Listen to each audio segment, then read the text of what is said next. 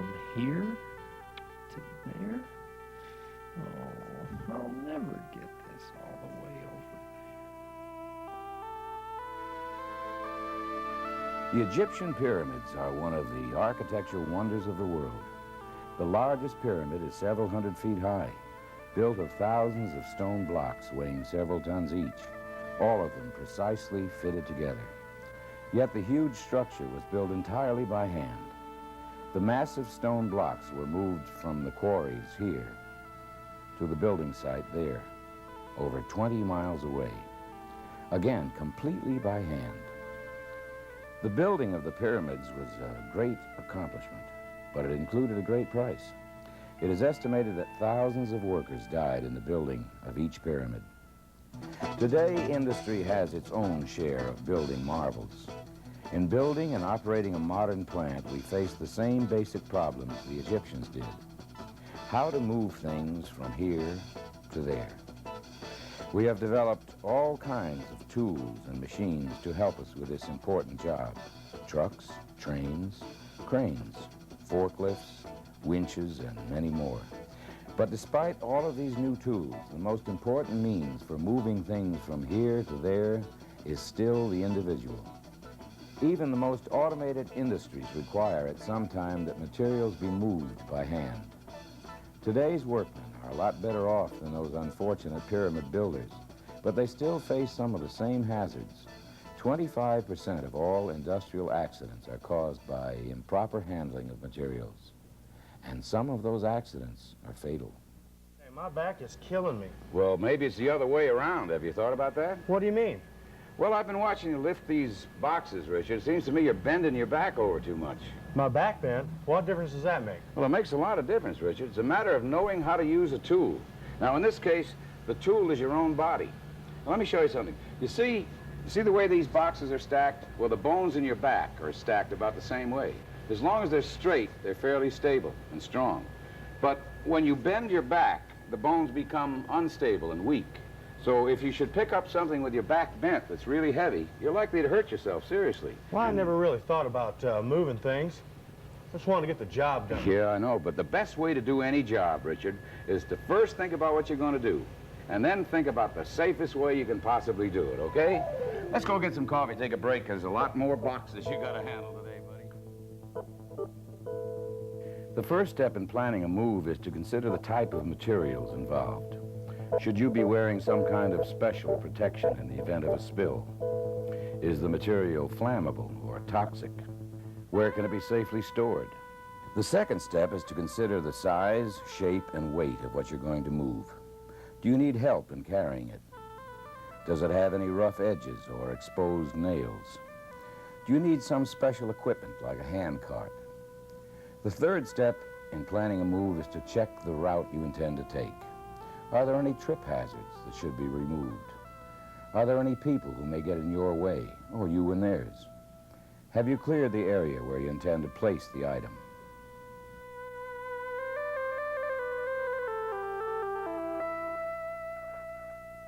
So there are three things you should think about before you even pick up an item. The type of material involved, the size and weight of each item, and the routes you're going to take. Once you've checked these three things and decided how you're going to move something, then you're ready to start moving it. Always choose the easiest and safest means of getting the job done. For example, if you have to carry several heavy items a fairly long distance, then get a hand cart and make one easy trip instead of a lot of hard ones. Whenever you have to lift something, use your body in the same careful way that you would use any valuable tool. It's probably the most valuable tool you will ever own. Start by sizing up the object to decide the best way to grip it.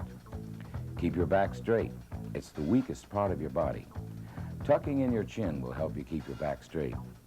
Squat down to the item so that you're doing the lifting with your leg muscles. They're the strongest part of your body.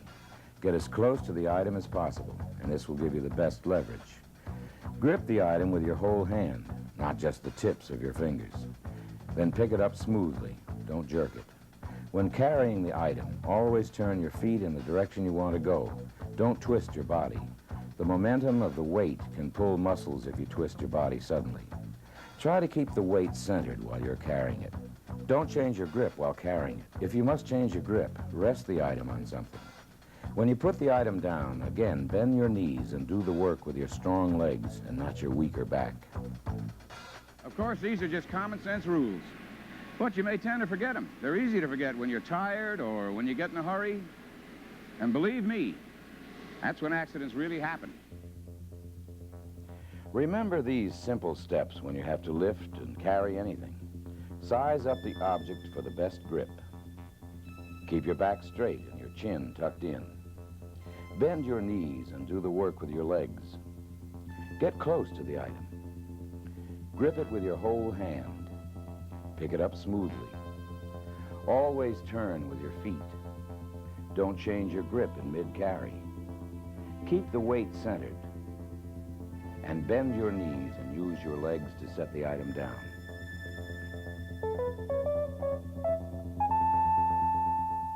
In the course of your job, you might be required to move a number of different kinds of items, such as pipes or drums or sacks. Each job would be a little different and may require a slightly different approach. Teamwork will always be important. Are you ready for this? Yeah. I'm not ready yet. You look ready. When working as a team, always agree in advance on who's supposed to call the signals. A good team can only use one quarterback at a time. Let's do this right. When I say 3, lift, we'll do it. 1, 2, 3, lift.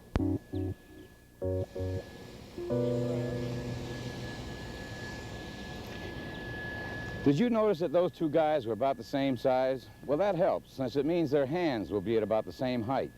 It's also important to keep in step when moving. Now, if that's a problem, then one of you should count off the steps.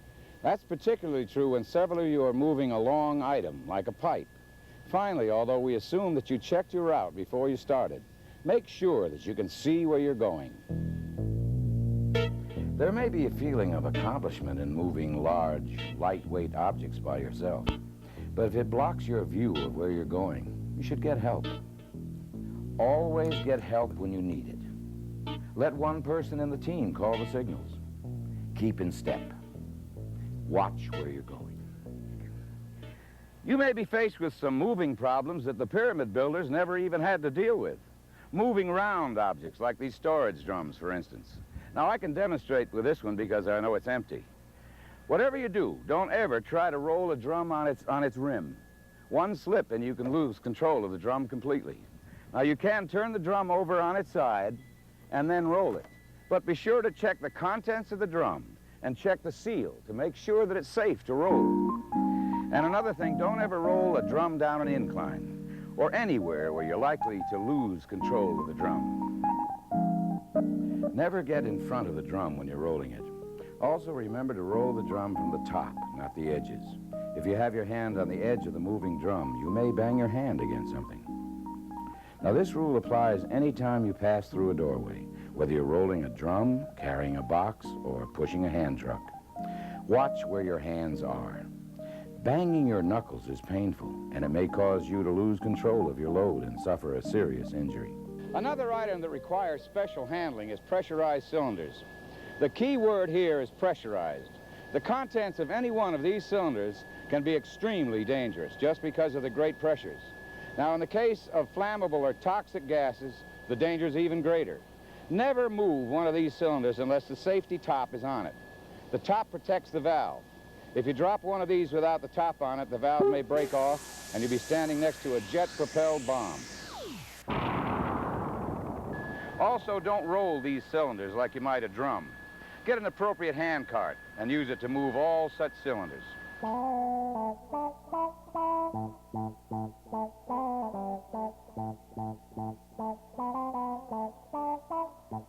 Remember, when moving a drum, if possible, use a drum cart. If you can't and you have to roll it, then check the contents and seal to make sure it can be safely rolled. Stay away from the inclines. Roll the drum slowly, keeping it under control. Watch your hands. When moving cylinders, make sure the safety cap is in place, use a hand cart, and don't roll them. Different types of hand trucks and carts can make your job a lot easier. You can bet those Egyptians used some kind of rollers in moving those big stones around. But hand trucks are tools, and they must be used properly. So use them and make your job a lot easier. Use your judgment and don't overload any cart. Use the cart the way it was designed. Usually this means to push it, not pull it where you're in the path of the load. Keep your hands inside. Watch out for inclines. And as in the case of the cylinders and drums, use the right cart for the job. When you're ready to unload or load the cart, block the wheels to keep it from moving. Finally, when using a two-wheel cart, keep the load balanced and over the wheel. This means the heavier, larger items should be on the bottom.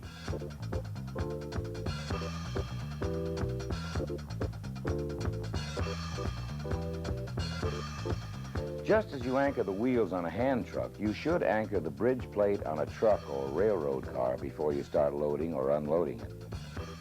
We've been considering one of the basic problems of industry, how to move things from here to there by hand. But your job isn't done once you've got the stuff there. You have to give some thought to how you're going to stack or store whatever you've moved. The primary rule in storing any size or shaped items is that they must be stable.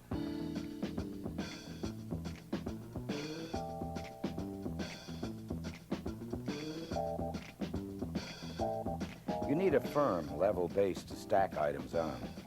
You should interlock your rows to increase stability. Always place the heaviest objects on the bottom of the pile. Check the permitted height and floor weight load, and use good judgment. Don't pile boxes all the way to the permitted height if they are so heavy that the bottom ones may be crushed at that height. When stacking any round objects, make sure that all of the items on the bottom row are wedged. Make sure that your storage piles are clear of all sprinklers and fire extinguishers.